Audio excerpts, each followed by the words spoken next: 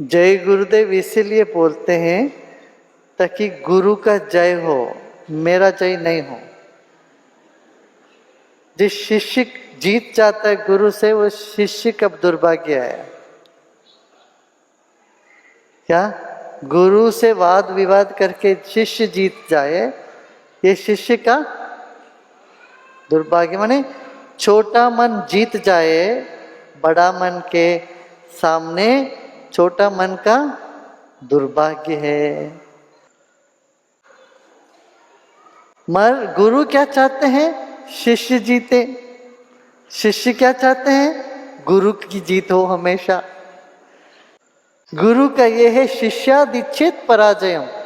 मेरा चेला मेरे से भी इतना बढ़ के आगे निकले, इतना आगे बढ़े, मेरे जैसे हो, मेरे से आगे बढ़े, तो गुरु को बड़ी खुशी होती है। गुरु चाहते हैं शिष्य जीते, शिष्य चाहते हैं गुरु जीते, मैं ना जीतूं। दोनों एक दूसरे के जीत चाहते हैं। यही ज्ञान का पथ है। अज्ञान का पथ, मैं इसको हराऊं, उसको हराऊं, मैं जीतूं, ये सब हार जाए। और ऐसे एक दूसरे को हराने में लगे हुए हो, ये अहंकार है। और अहंकार का जीत भी हार है, प्रेम में हार भी जीत है।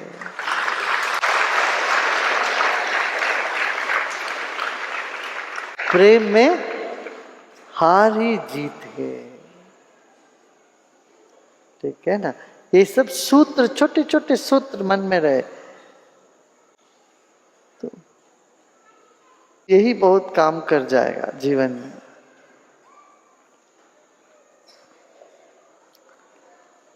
कोई भी कलाकार ये नहीं कहेगा कि हम अपने गुरु से भी बड़े अच्छे करते हैं, हमने गुरु से भी आगे निकल गए, कोई कभी नहीं कहता। एक अच्छा कथक का नृत्यकार हो, वीणा वादक हो, सितार वादक हो, हमेशा क्या कहते हैं? अरे गुरुदेव ऐसे, उनके बराबर हम कहाँ कर सकते। तो भारत का गौरव भी यही रहा कि हम हमेशा बोलते रहे हमारा गुरु तो बड़े हैं, सबसे बड़ा। गुरु शब्द का अर्थ ही यही है कि सबसे बड़ा, उससे बड़ा कुछ भी नहीं है। इसलिए कहते हैं न गुरोरधिकम, न गुरोरधिकम, शिव शासनतया, शिव शासनतया। शिव का आज्ञा है ये, शिव का शासन है, मंगल का शासन है। गुरु से बड़ा कुछ भी नहीं दुनिया में। तो जब भी कोई शिष्य गुरु के पास आते थे, फिर उनका जिस जिस चीज से वो गर्व करते थे, वो सब चीजें उससे हटा देते थे। अरे मैं ऐसा बड़ा कुल का हूं, चलो तुम्हारा नाम भी बदल देते, कुल का कहाँ होगा फिर? क्या मैं बड़ा आदमी हूं, ऐसा मेरा फैमिली के हूं? कौन सा फैमिली? कुछ नहीं, बदल दो नाम। तो गुरुकुल में आते ही नाम बदल देते थे। क्यों? गर्व तुम अपने परिवार का करते हो या अपने पद प्रतिष्ठा का करते हो, सोशल स्टेटस, सामाजिक स्तर के बारे में तुम गर्व कर सकते हो, अपनी बुद्धिमत्ता का कर सकते हो। ये चारों जो चीज जिससे तुम गर्व करोगे, उन सबको एकदम छीन के तुम कहते खाली हो जाओ, तुम कुछ नहीं हो। तब तुम खाली होते हो, तुम परमानंद पाते हो। तब कहते क्या छोटी छोटी चीजों के लिए अपना क्या गर्व करना।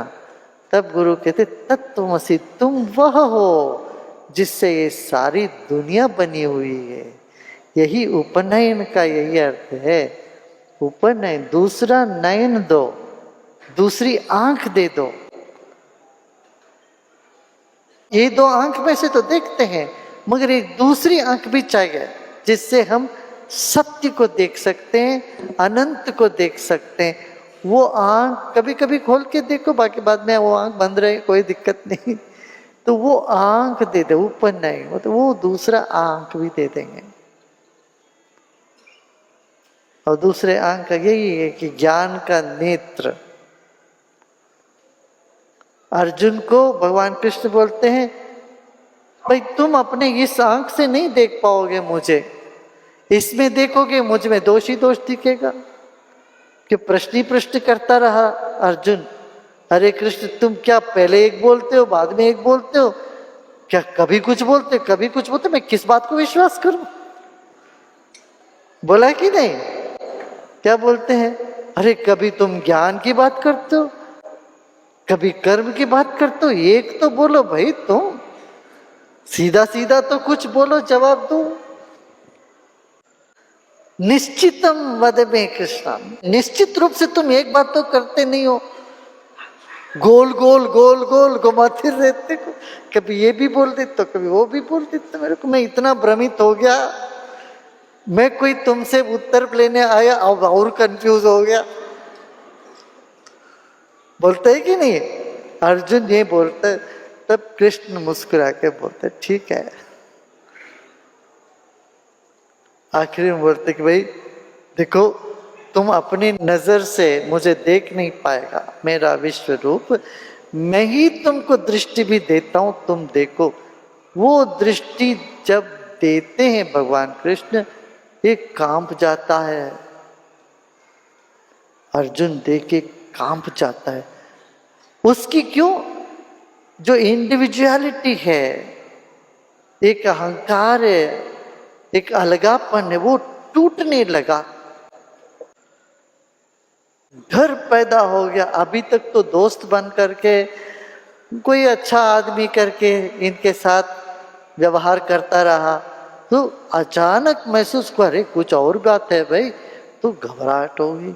बोला मुझे तो तुम अपना दोस्त के रूप में ही दर्शन दो, मेरे मित्र के रूप में, मानव के रूप में ही दर्शन दो, ये जो तुम्हारा दूसरा रूप है ये नहीं मुझे बर्दाश्त हो रही है। ये कह के फिर अर्जुन प्रार्थना करता है, भगवान को करते चलो फिर जैसी तुम्हारी मर्जी है। भगवान पहले कहते हैं तुम मेरे बहुत प्यारे हो, बाद में जाके इसको थोड़ा बुद्धि आने पर अर्जुन भी बोलता है आई लव यू करके। जो तुम अभी बोलोगे मैं कर लूंगा, वो सब बोलता है। वो कब बोलता है? थोड़ी सी बुद्धि आने के बाद, क्योंकि दुखी आदमी नहीं कर सकता ना, पहले ही दुखी है, वो किसको क्या प्रेम करेगा? अपने आप के प्रेम में पड़ा हुआ है वो तो। दुखी होते हो तो तुम किसी को नहीं प्यार करते हो। दुख मिटे फिर प्रेम जागे। अब आप लोग बोलते हो आई लव यू, क्यों बोलते हो? दुख से निकली बाहर, अज्ञान के ये भंवर से ऊपर निकले तो प्रेम का कुछ अनुभूति हुई।